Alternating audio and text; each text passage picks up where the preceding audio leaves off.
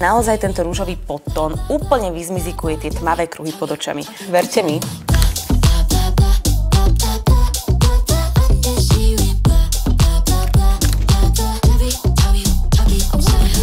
Ahoj, tu Nia. Priprav sa, pretože tentokrát ten make-up bude snatched. Celý make-up si idem robiť pomocou týchto multifunkčných korektorov. Dá sa s nimi spraviť celý podklad. Začnem týmto rúžovým. Ono síce vyzerá, že je veľmi rúžový a veľmi svetlý, ale naozaj tento rúžový podtón úplne vyzmizikuje tie tmavé kruhy pod očami. Robím to už roky a mám to naozaj odskúšané, verte mi. Pri týchto korektoroch vždycky len takto ťupkám do pleti, pretože majú krásnu jemnú textúru a keby sme ťahali, tak si tam spravíme čmúhy a čiary, takže pozor na to. A teraz na túto rúžovú príde normálna farba korektoru a doladíme s ním celú pleť.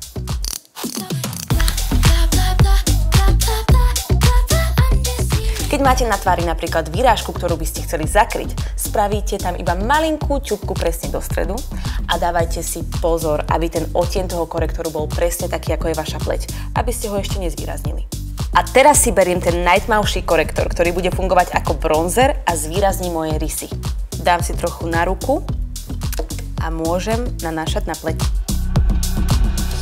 Dávam si trošku na lícne kosti, sem na spánky a trochu aj pod bradu.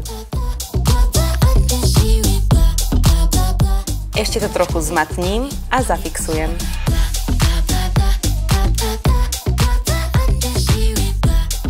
That's it. Krása.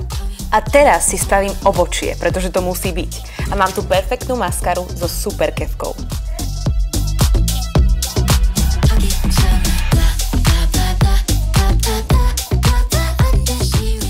Sľubovala som drámu, tak bude dráma.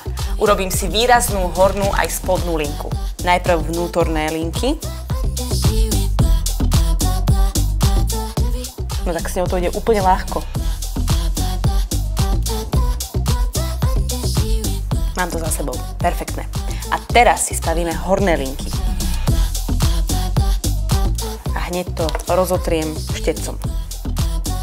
Inak toto je perfektná alternatíva pre takých ľudí ako som ja, ktorí si nevedia robiť tiene. Treba dôverovať procesu. Blenduj.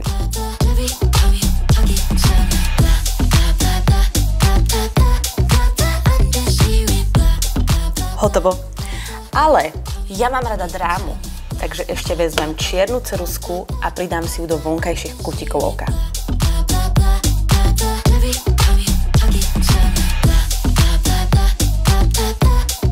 Výrazné oči potrebujú výraznú maskaru, tak som si vybrala moju obľúbenú Falsies Surreal.